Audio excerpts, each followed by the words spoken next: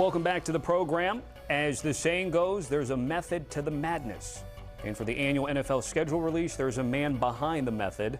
Insider Jonathan Jones catching up with Mike North, in charge of putting together some of the key dates that we're going to talk about. You can find that full article on CBSSports.com. As for JJ's top 5 dates, we're going to go in reverse order, so 5 down to 1. JJ joining us here on HQ Spotlight. September 14th, headlined by Bears and Lions here, week 2, for your 5th most key day. That's right, Tommy. So first of all, what is important is weeks 1 and weeks 18, they cannot be on my top 5 dates. It's sort of cheating for me, all right? So you go ahead and throw those out. And so the 5th best day, football watching day for me with this schedule certainly comes in week 2 on that Sunday when you look at the games that you have coming up. Look, let's just start right here with Bills and Jets, right? I mean, you get the classic AFC East matchup there. Browns, Ravens, who knows who's going to be the quarterback for the Browns at that point. That is, of course, the 1 p.m. slate of games on CBS. But then, you just continue on. You look elsewhere, and you got the short king matchup. Panthers and Cardinals right there. That may be the shortest combined height of quarterbacks starting a game in NFL history. So I'm very excited for that one. And you continue on, you're going to get DK Metcalf facing the Seahawks in Pittsburgh. You're going to get the Bears and Ben Johnson going back to Detroit. Giants, Cowboys, of course, but then you got the Super Bowl rematch between the Eagles and the Chiefs, really kind of carrying that day. So that is number 5 for me, Tommy. Okay, September 14th, week 2, and as we've learned from you, 1 and week 18, we're throwing it out the window. Can't have that on there, can't be qualified. All right, why is November 2nd a key date for you?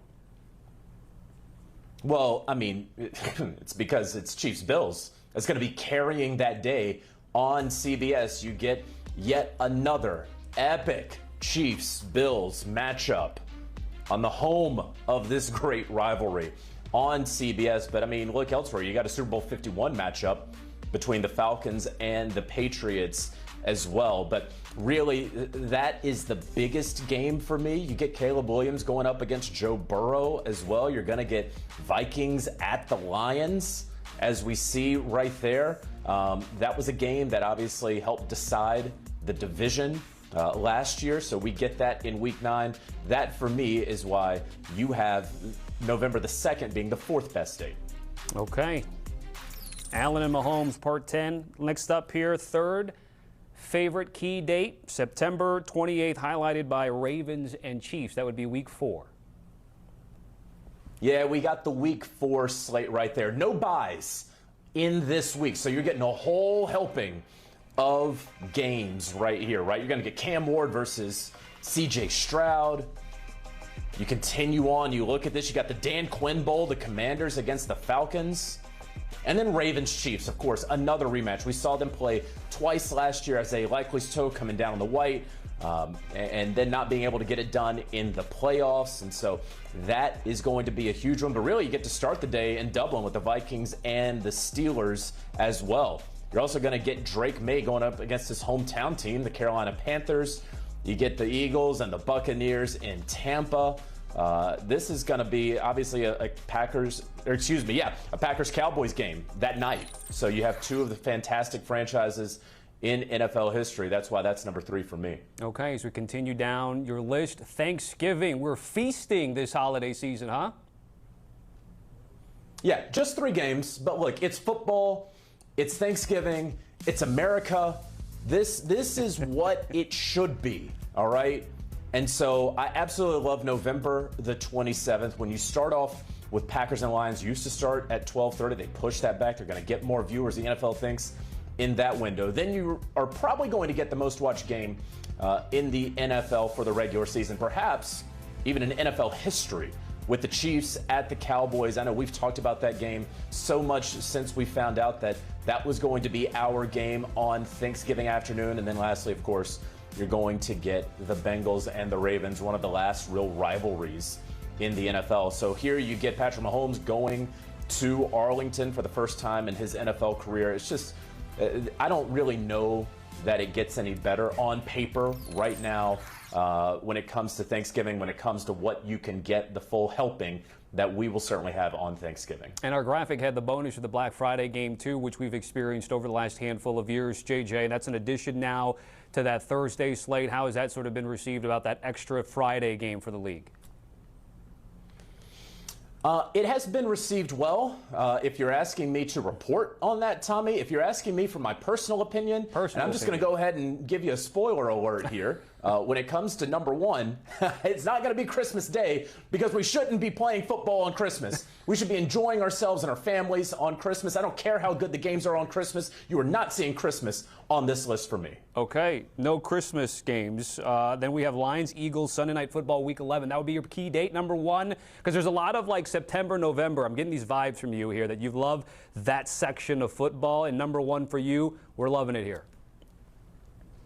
There is no doubt at all about it. The best day on this calendar is going to be November the 16th. All right, you're going to be able to get a Bengals and Steelers game. Cannot wait for that. Bucks, Bills, you're talking about two playoff teams right there. You get another AFC North matchup between the Ravens and the Browns, and then you get to Chiefs at Broncos. That is becoming a big contest there, and that's just the NFL on CBS Week 11 games and that slate. You get to start the day with the Commanders and Dolphins all the way out in Madrid. That's going to be a fantastic game. Really, there's 7 divisional games this entire day. We've already hit on a couple. But look, you also get Cooper Kupp's return to LA when the Seahawks face the Rams. That Ravens-Browns game, maybe you see a Shedeur Sanders, and then you're going to end the night with Lions at Eagles, a game that, frankly, we wanted to see. We should have seen in the playoffs last year. We were robbed of it, but it happens here in Week 11. It happens on November 16th, the very best football viewing day on the calendar. Yeah, that is stacked. By the way, I want to pay off what I had while I introed you. You were talking about Mike North, the scheduling guru for the league. What were some of the highlights of your annual conversation this time around?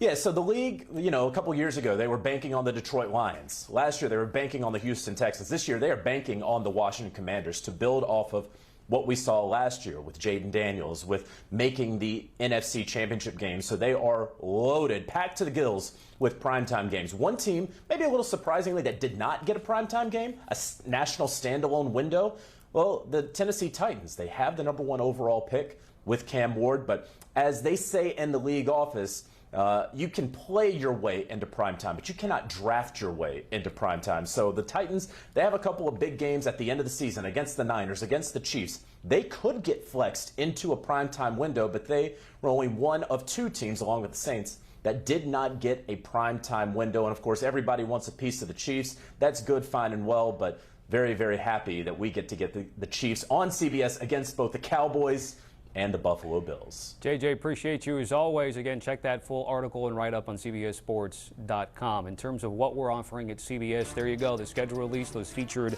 national games in that particular window. The NFL on CBS going to finish the regular season strong. That national doubleheader in 3 of the final 4 weeks.